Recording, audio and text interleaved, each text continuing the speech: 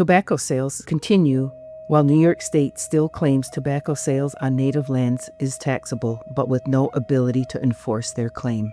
With this newfound and fought-for wealth, the Mohawk Warrior Society had established the first and only Trade and Commerce Commission for a native community in Kahnawake. Now there was both the will and the resources to organize in ways never realized before.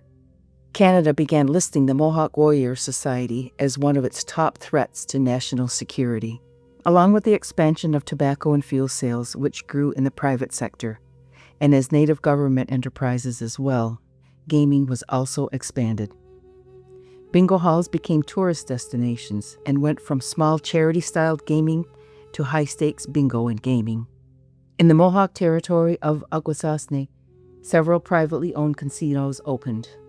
This not only raised the stakes on gaming from a state and federal law perspective, but it raised the question on just who could own and operate gaming facilities.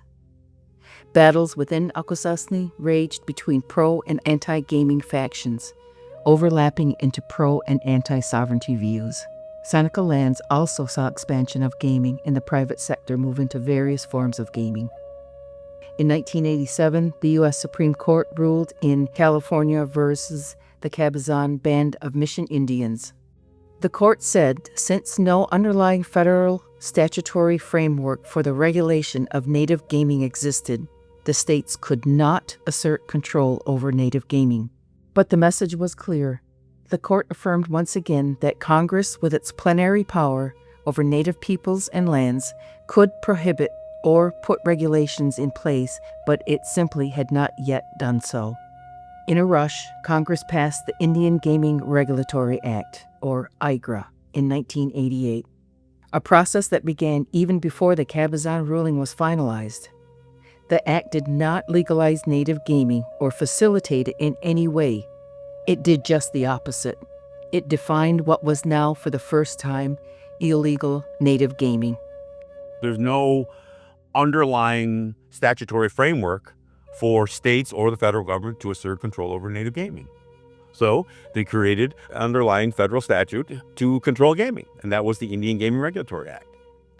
And they took it to an extreme, as far as most native people are concerned, by putting the states in that business with us. What they're essentially saying is that they are our trustees. And that happens every day today. That's not 100, that's not 200 years ago. That's today.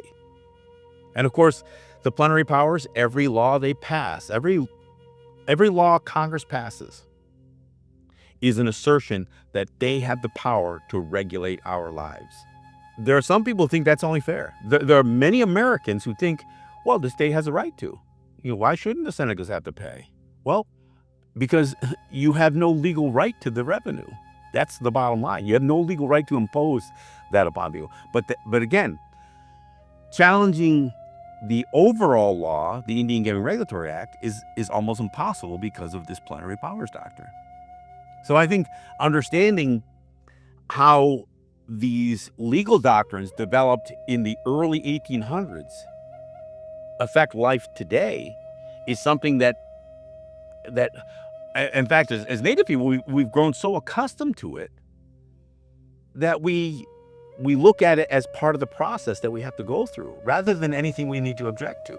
The law made it clear that Native people were regarded as too ignorant, too unsophisticated, and more importantly, too untrustworthy to run its own gaming enterprises, a task they had already been undertaking for decades. Legal gaming under the Act required Native governments to enter gaming compacts with the states they sat within. And while IGRA prohibited the states from taxing or forcing payment out of Native gaming, states found ways around that prohibition by simply using the gaming compact required to elicit revenue-sharing agreements out of Native governments. The states coerce, if not force, Native governments into revenue-sharing agreements in exchange for a state's willingness to even negotiate a contract. According to IGRA and its regulations, a revenue-sharing agreement can only exist or be legal where a state offers a concession that is both substantial and quantifiable. This means that a state must offer a known value, and that value had to exceed the shared revenue by enough to provide a net positive benefit to the operation. The problem is, who enforces this? The Interior Department had become just a rubber stamp for states to squeeze revenue out of native gaming and to regulate them with an iron hand and exploit native gaming for their own profit. With 3 casinos opening in 2002, 2004, and 2007, the Seneca Nation had entered into a gaming compact with New York State that included a revenue-sharing provision. The state was to provide market protection in the form of an exclusivity zone for the Class 3 gaming, including slot machines.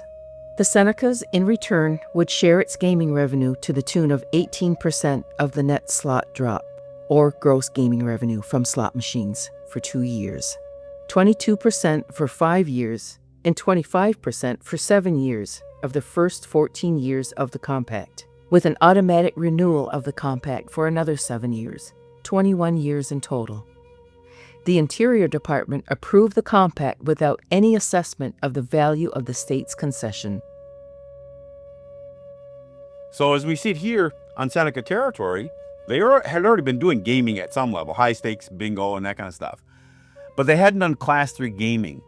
But in order to do that, they had to enter into a gaming compact with the state where they yielded primary, not just significant, but primary regulatory control to the state of New York.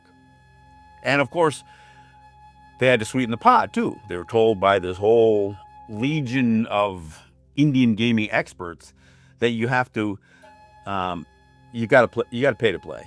Even though the law prohibits being taxed by the states, they said, but offer them something. Give them some sort of revenue sharing. And so that's what the Seneca Nation did. Turns out the revenue sharing can only be legal if the state gave something in return. This is all bound by the law, but this is the way this thing is created, right? So we have here in New York State and in Seneca territory, a state that has been very, very authoritarian as it relates to the gaming relationship here. The whole Class 3 gaming, in fact, the expansion of gaming was built and paid for. The market was established and paid for by natives, Senecas, Oneidas, Mohawks, and the state gets to control, have a stake in it, not only in terms of a stake as a regulator, but they have these long-term relationships, sometimes 10, 20 years or longer, and they can lay the groundwork for revenue sharing. The entire exclusivity provision was a scam. First of all, it wasn't a concession at all. The state was prohibited from licensing or operating Class 3 gaming, not by the revenue sharing clause of the gaming compact, but by its own state constitution. State law prohibited Class 3 gaming. They gave nothing for revenue sharing. Secondly, to the extent the state could compete within the exclusivity zone, it did. Almost immediately after the Seneca casino gaming began, the state began converting 3 of its horse racing tracks in the exclusivity zone into casinos with elaborate slot parlors. The Seneca gaming market share was impacted immediately. The Senecas responded by withholding revenue payments and ultimately reached a settlement costing the state over $200 million. But then, New York State amended its constitution to permit the state to license Class 3 casinos, one of which would be in the Seneca gaming market, but geographically just outside the so-called exclusivity zone. It's important to note that while New York State's maneuvering and machinations may not have technically violated the compact, what cannot be ignored is the federal government and its regulations.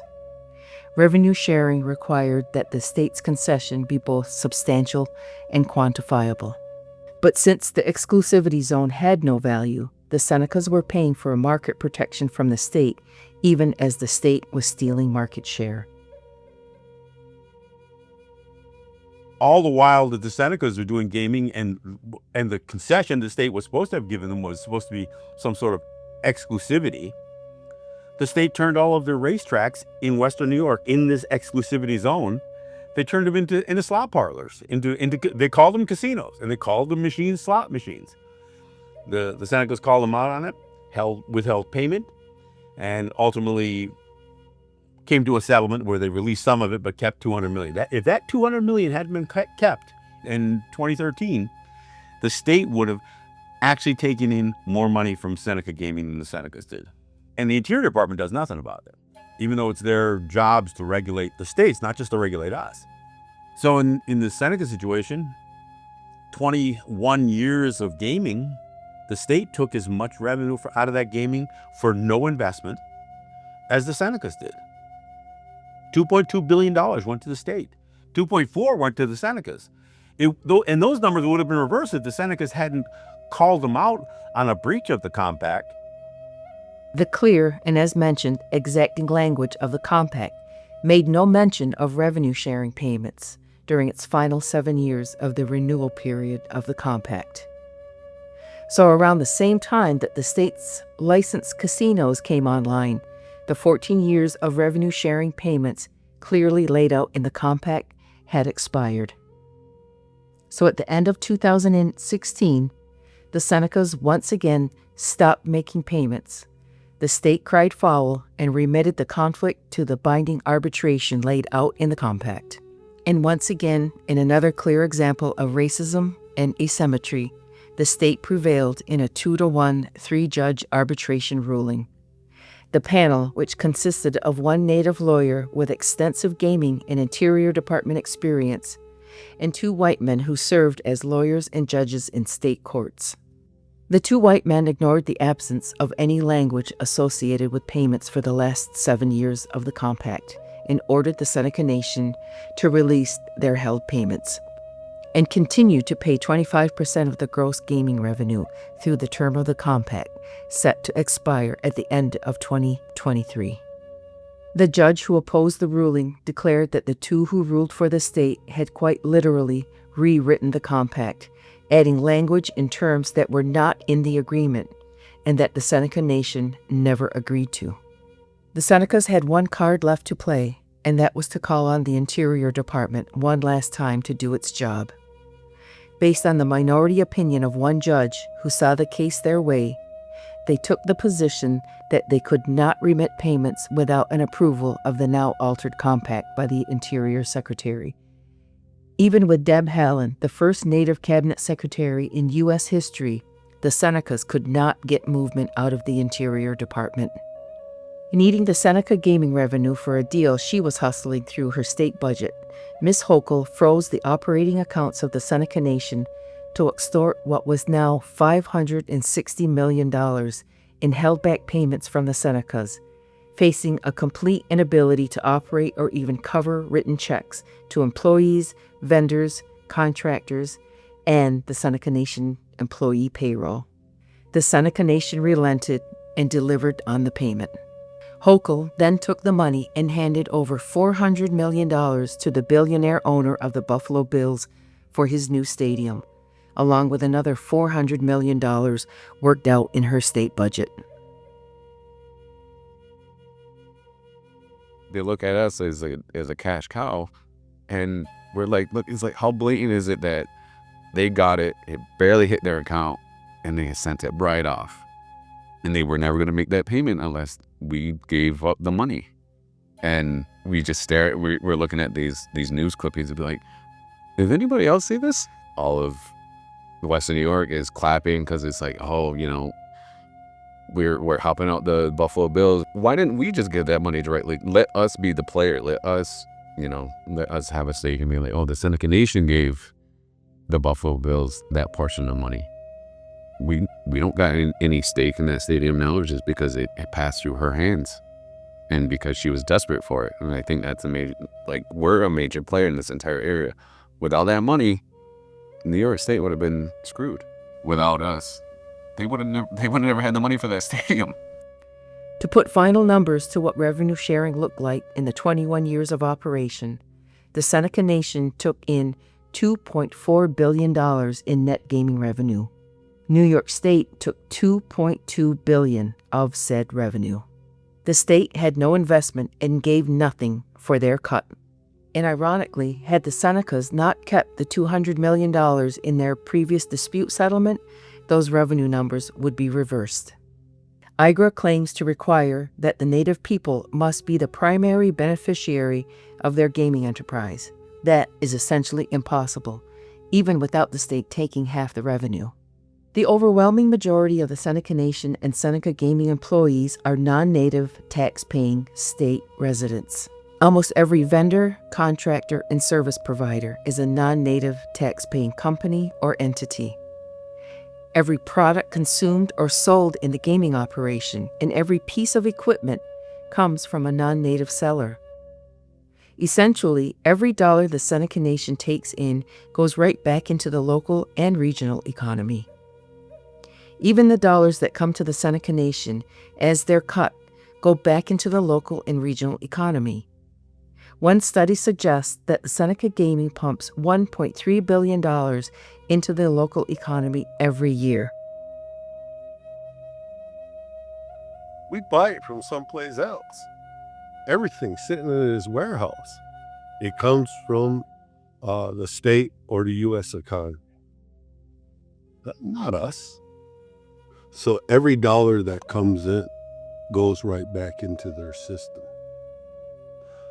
The communities around us are the primary beneficiaries to all the economic activity that we have here. We're a SIF as far as dollars coming in and then going right back out. If I was a non-native corporation coming in and bringing that kind of revenue, economic development, contracts into their system, they would give me all kinds of incentives. If we were somebody else, they'd be bending over backwards. There would be ribbon cuttings, there would be parades, there would be all kinds of things that would be going on. And every politician would be standing up in line saying, this is what we did for you guys. The Teslas and everybody else that comes in with the tax abatements and free money. And they don't take into consideration that these gaming enterprises is that they don't give us money for it. We had to build it on our own. The only gaming dollars that left the region and hurt the local economy are the over $1.4 billion that went to the state coffers in Albany. So now the battle rages over negotiating a new gaming compact. The old one expired in 2023.